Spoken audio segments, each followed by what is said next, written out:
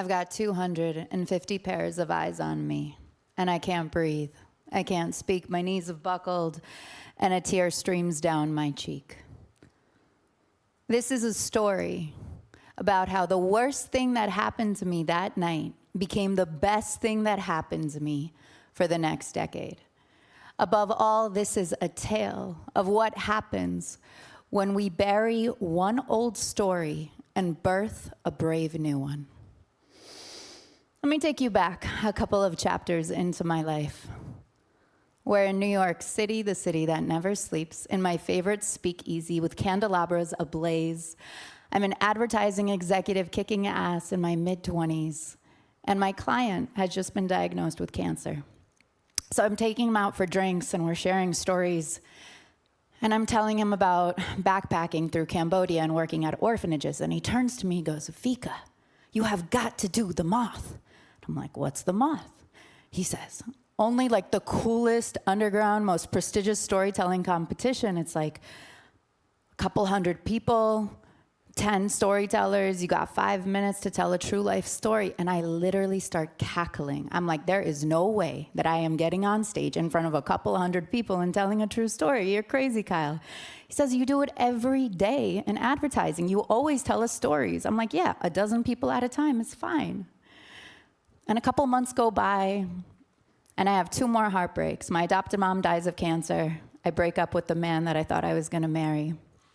Kyle and I are checking in on each other. He goes, "Yo, did you do the moth?"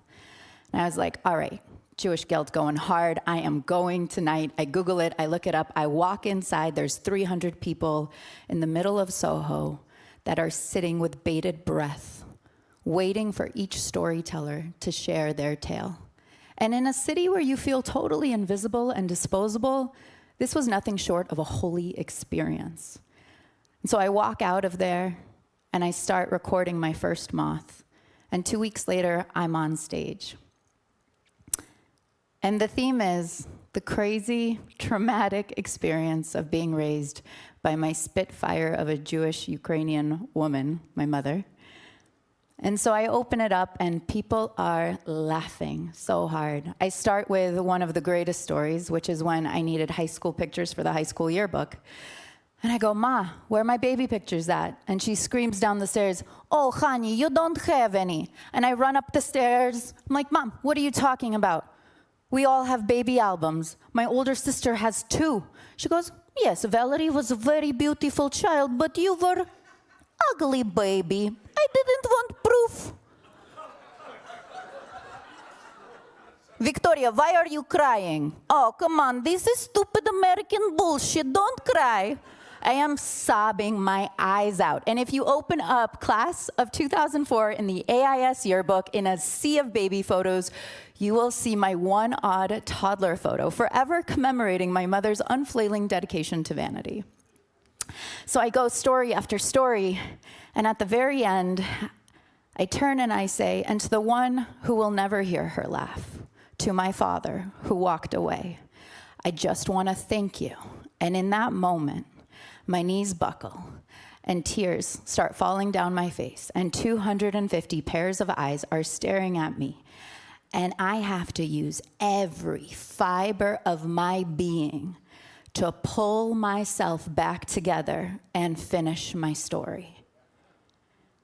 And as I get off that stage, there is a rousing ovation. An old man comes and bear hugs me. And he's got tears in his eyes, and if you've ever seen an old man crying, you know it's bad. And he whispers in my ear, "My dad left too, but I don't talk about it. But something you said tonight, it hit me in my bones. Thank you." And before I can even say thank you, I'm being pulled over to this side by a group of young teenage girls and their high school teacher. They're on a field trip from Harlem. And the teacher says, "You had us laughing, you had us crying. All of my girls have experienced the abandonment wound in some way, shape, or form. Their fathers are either physically absent in jail or emotionally absent on the streets. What one piece of advice would you give to them?" And I said, "Don't let the story of your father be the prevailing narrative of your life. You have the power to change that story." Words that I had never said out loud, even inside myself. And so as I got out of there, I was walking home, and it hit me. It hit me so hard that this was the power of story, the universality of it all. That my pain is your pain, and that all of us have universal themes of pain and loss and love and triumph and tribulation. And it is only when we share those stories that we uncover the stories within ourselves. And so I put this little video on YouTube, and somebody reaches out to me on Facebook and says, "You're an electric storyteller. Will you teach at our workshop in Costa Rica?" I say yes. I've quit my job. I'm going around the world for 28 months in pursuit of perspective. I just wanted to study with masters. I had no desire to work. I took my entire life savings. And I started speaking at one conference, and then word of mouth through another and another. And 10 years later, I'm running a storytelling advisory called Brave New Story. And I get to work with some of my heroes, like world-class thinkers, working on ways for them to share their stories. Because what I know to be true is that when we say, "I want to be a great storyteller," we better mean it as more than just a top 10 hacks list. Because anything less is just putting a Band-Aid on a bullet wound. When you say that you want to be a powerful storyteller, it's because when you share your story, you open up a portal into the other person. And as leaders, the only way that you're going to persuade somebody to do anything ever is through the power of story.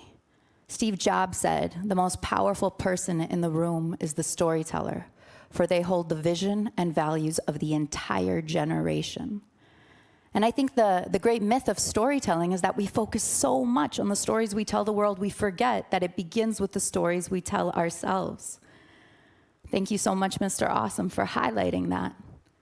Because until you have alignment with your inner narratives to your outer narratives, until you really understand that it's about the inner game meeting the outer game, then everything you say will lose the one thing you need to make an impact: authenticity. We can smell bullshit a mile away. And you know what it feels like to listen to a story when somebody doesn't even believe it themselves.